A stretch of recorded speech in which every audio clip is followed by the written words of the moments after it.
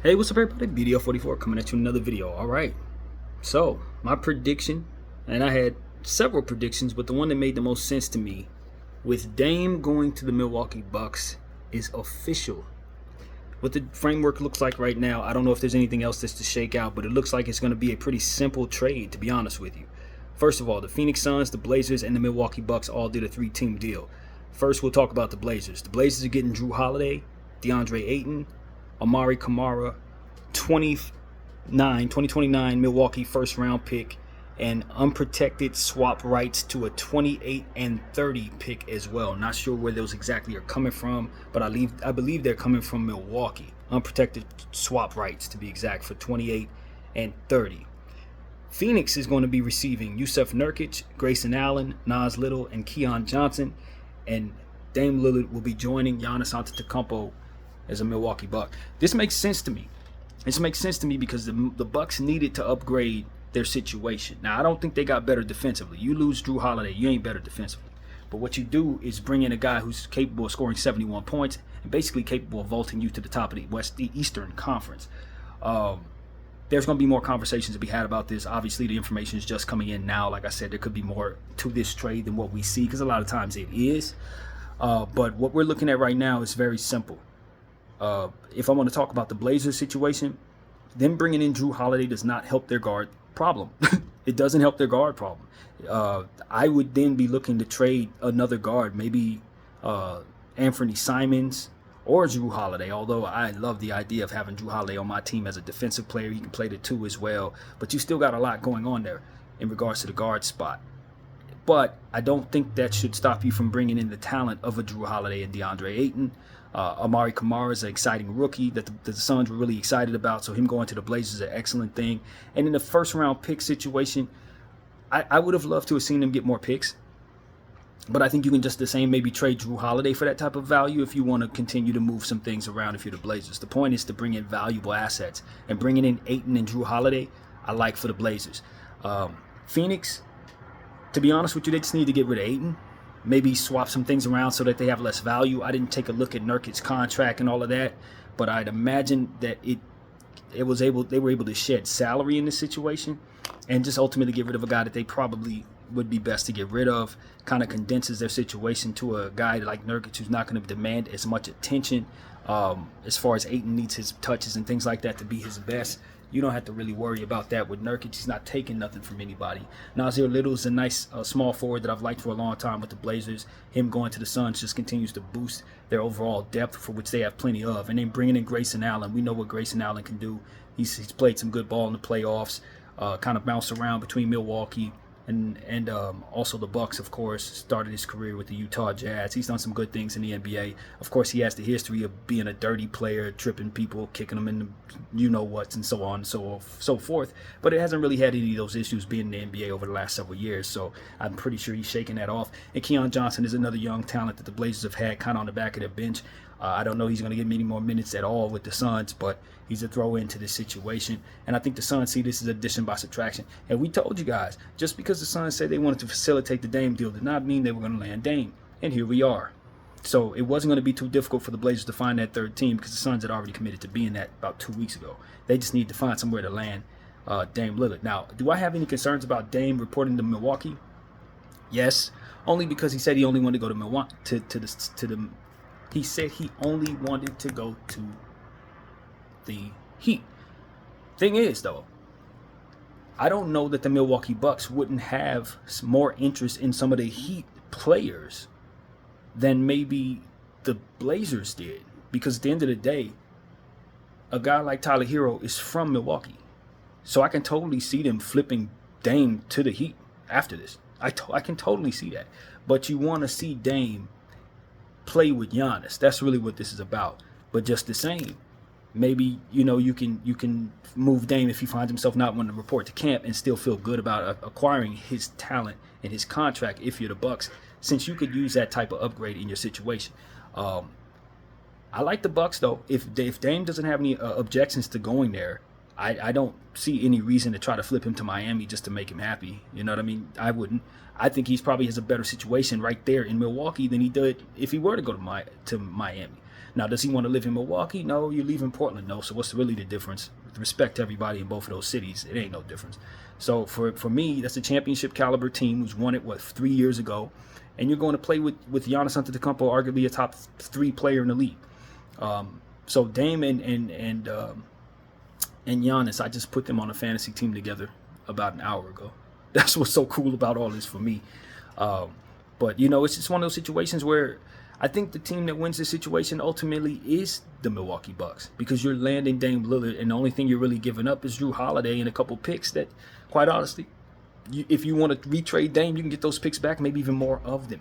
So, they upgraded their asset class. Like I said, they're a little worse defensively on the wing. I don't know how their depth looks. I have to take a look at their roster to see where they're at. I know the Bucks haven't done a great job of bringing themselves, talent that kind of surrounds those guys. But Middleton is still on tab.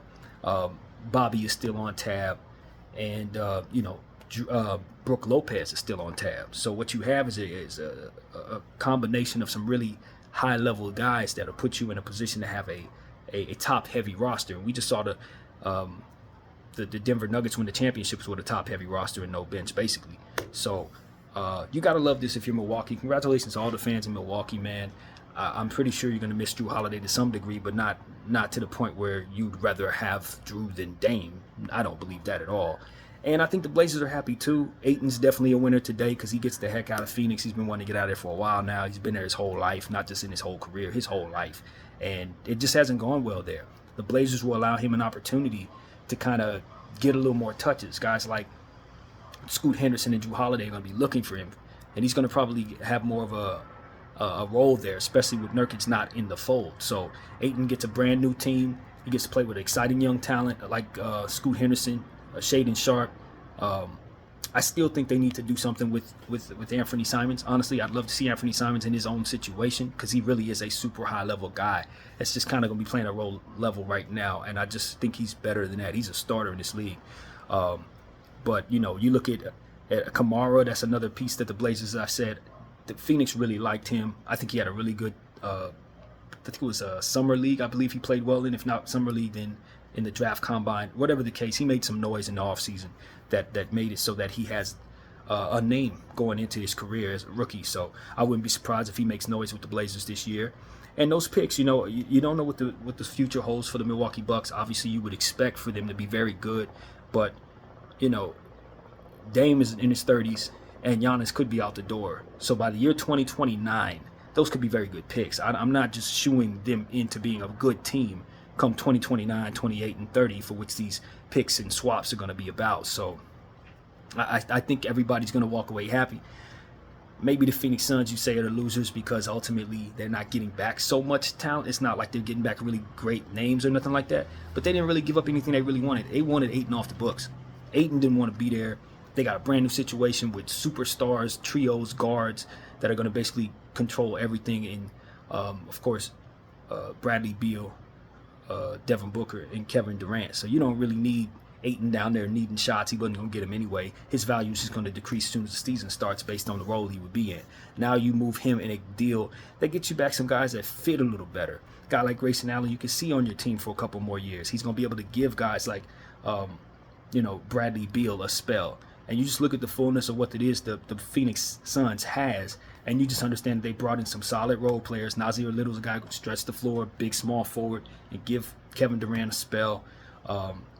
What I want to see Phoenix do is get themselves an actual point guard. You're asking Bradley Beal and Devin Booker, who are natural shooting guards, who probably can play point guard because they're ball handlers, but they need somebody to set them up, and I don't see that on this roster. So maybe I move one of these dudes or a couple of these dudes to try to get myself a real point guard, because that's now possible with all that they've done in bringing themselves nice role players, for which they did a great job of this offseason. So what I see is a Phoenix Suns team that, even though they didn't get a whole lot in this deal, if you couple it with everything else that they have, they're a super deep team with a whole lot going for them that should make them a serious contender in the Western Conference, even with Ayton out the door. I don't expect Nurkic to play very much, to be honest with you. I know he's a high-level guy. Every once in a while, Nurkic plays Hall of Fame games where he'll have 20 rebounds, 30 points, that kind of thing. We've seen him do ridiculously high-level stuff, but the majority of the time he's just not on the floor. But I don't think they really care because, like I said, everything's surrounding those three superstars. And you also got a guy like Bo who's in the fold, who I think's upside is a lot better than we've seen as well with his height and ball handling ability at 7'2" or whatever it is. So I'm excited about the Phoenix Suns. I don't love what they got in this return as it pertains to being excited about it. But for them, it just continues to add to their depth and their role-playing talent for which they needed desperately. So I think they did good. And so I don't think there are any losers really in this trade. I don't. I think this is a good trade. I would have loved to see the Blazers maybe get some more pick equity.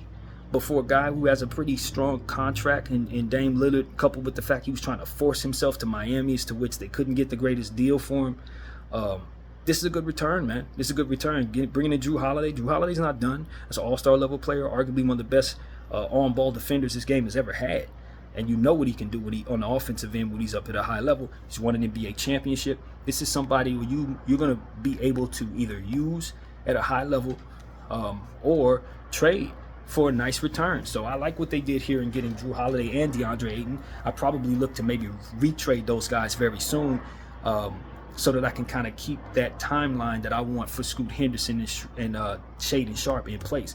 But of course, you got to consider Drew being able to play the two, and the person who's probably going to lose the most in this situation is probably Anthony Simons, unless they can find a way to move him, which should not be very difficult at all for the Blazers at all. They should be able to get trades for anything they want right here. Ayton should be retradable. Drew Holiday should be retradable. Simons is retradable. So it's not going to be a problem in theory for them to make more sense of their roster after making this trade. The question is, will they?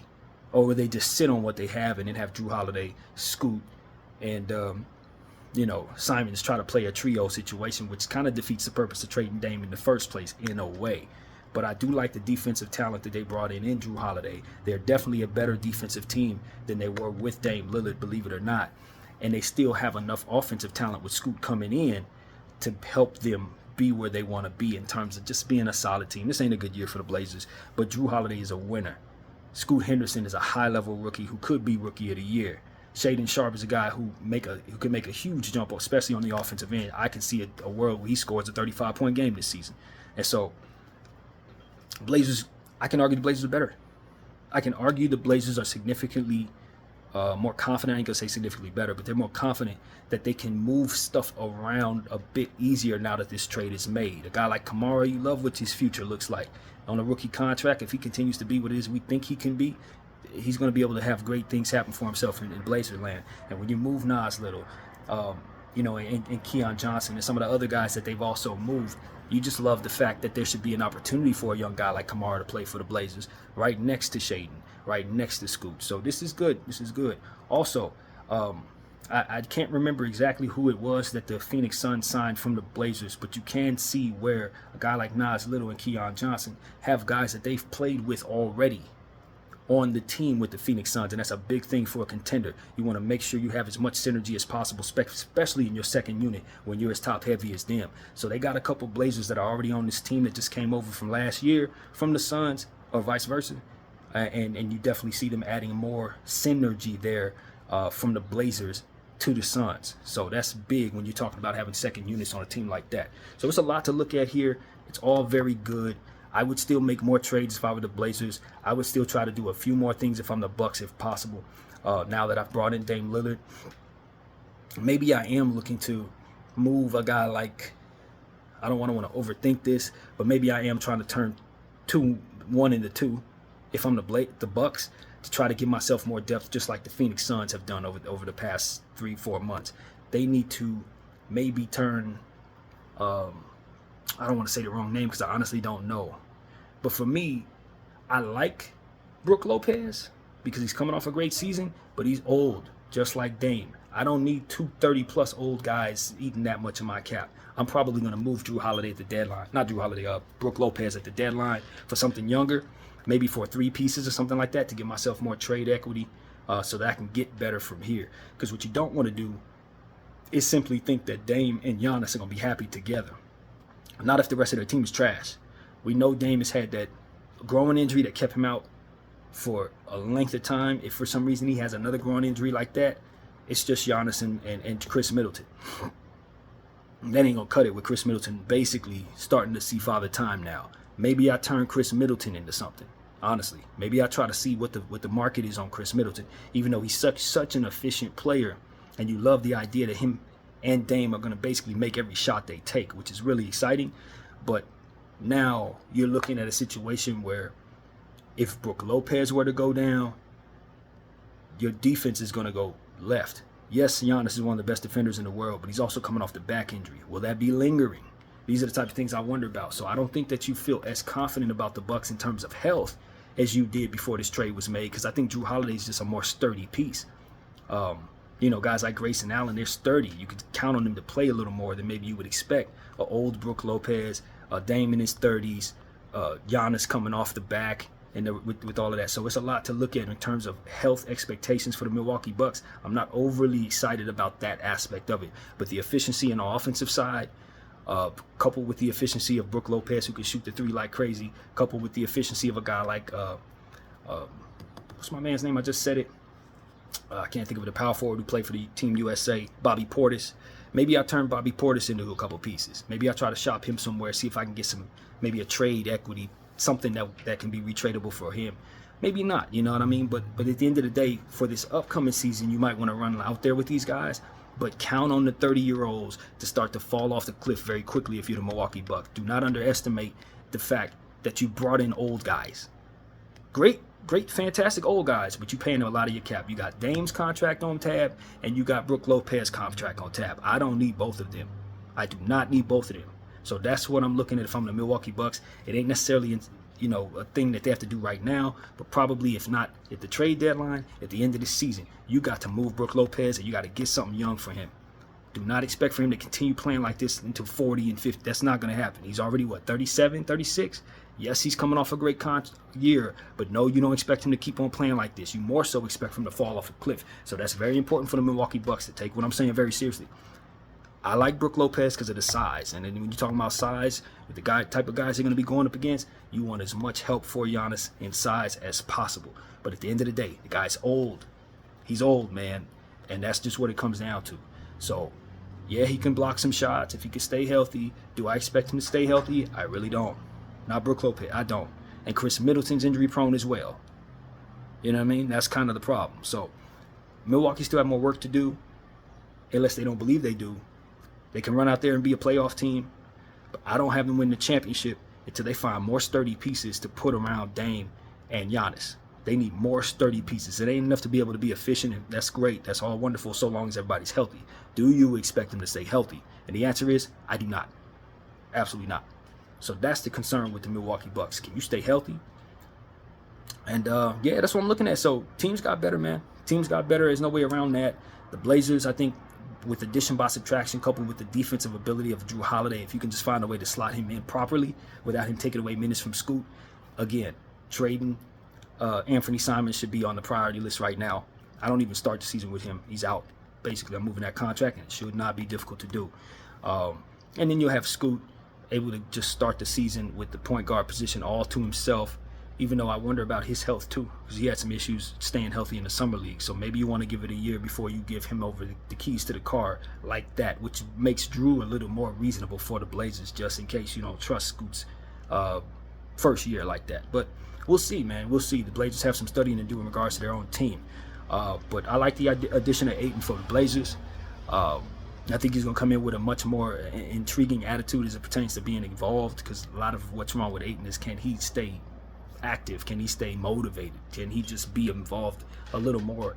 And I think he will be once he's playing with guys like Scoot and Shaden. That's going to be a little more exciting than what he was dealing with in Phoenix for him, I believe. So, yeah, man, it's a lot to like there. The Blazers now have those pick swats. They can also trade those, if they want to. But I wouldn't advise them to trade away any pick equity. You want to keep that timeline with Shaden and Scoot together. And Ayton is a part of that timeline because he's not really that old at all. He's only in year, 5, something like that. So you can keep him next to those two and feel like you have a core there. So, yeah, it's a lot to like. It's a lot to like, man. And Phoenix, like I said, even though Ayton is probably worth more than Nurkic, Grayson Allen, Nasir Little, and Keon Johnson, at the end of the day, I don't think you care too much, because if you bring in any more salary, you wouldn't be able to fit on your roster anyway. With the big three there. So it's more about addition by subtraction as it pertains to who needs what away from those big three, so they can all have their 13 shots a game. And so And they have plenty of depth, as we've already said, and this trade helps with that. So it's a lot to like about all of this. I don't think anybody has any problems they need to be concerned with in any way. I just have a deeper understanding of health expectations as it pertains to the Milwaukee side, and I don't expect them dudes to stay healthy like that. But that's an easy fix. Move a couple dudes, bring yourself more young talent, bring yourself more sturdy pieces, and you'll be straight in that way. So that's what it is, man. Find some depth, Milwaukee. Go find some depth. Turn Brook Lopez and maybe Chris Middleton into like 5 different players, and you will be where you want to be, in my humble opinion, so long as those players don't suck. So that's kind of what I have to say, man. That's my little preliminary thought on this trade. Exciting times in Milwaukee, y'all. They got Dame, so long as he reports. I know he wants to be in Miami, so that's a real thing. If he don't want to report, this could blow this whole trade up. But I don't see why he would reject playing with Giannis. I'm gonna be honest with you. I'd rather play with Giannis than Jimmy and Bam. Just keep it real. If anything, if I'm Miami, I would love to do a deal that would get me Giannis, and I would trade you Jimmy and Bam. So this is a better situation, in my opinion, for Dame Lillard, just in terms of who's on the floor with him. That's just my thoughts, but I know he wants to be in Miami, and so that could be a problem. But at the end of the day, man, you could see a path where if everything goes haywire, he could still end up in Miami, because now you can see a situation where maybe Milwaukee would have a little more interest in a guy like Tyler Hero than maybe most, because he would be coming home. So I don't know, man. I don't know if Dame is going to land in Milwaukee, but it looks like this is a good situation for all 3 of those teams. And if he reports, I think he'll be happy he did. I really do. A part of me thinks he'll be happy to be in Milwaukee playing next to Giannis. Giannis is the exact type of personality that I think Dame will respect immediately. And I know Giannis is super ecstatic to play with Dame. And I'm pretty sure they're already on the phone with one another discussing whether or not that's going to happen. But this is a big deal. I told you guys that my dark horse team for Dame was Milwaukee, because Milwaukee needed to find a way to keep Giannis. And I didn't think they could do that with what they got going on, what they had going on before making this trade. Now, yeah, you can see a path to him definitely feeling like this is a good place for him right now. And that's really what the whole point of this is if you're the Milwaukee Bucks. Dame is not going to be the man in Milwaukee. We know that. This is Giannis's team. Ain't no way around that. But I don't think it matters, because I look at these two as players who are going to play off of one another very well. They don't do the same thing. They don't play the same position. They should play off one another seamlessly. And that's exciting to me. So that's my thoughts on this trade, man. I'm going to sum it all the way up by saying we finally got this thing done. The Blazers' goal was to get it done before Media Day tomorrow, and they did that. So congratulations to the Blazers for getting players that you can feel pretty good about. And if Amari Kamara is who I think he is, this is a better trade than people think. So that's what I got to say. My name is BDL44. I'll thank you all for watching.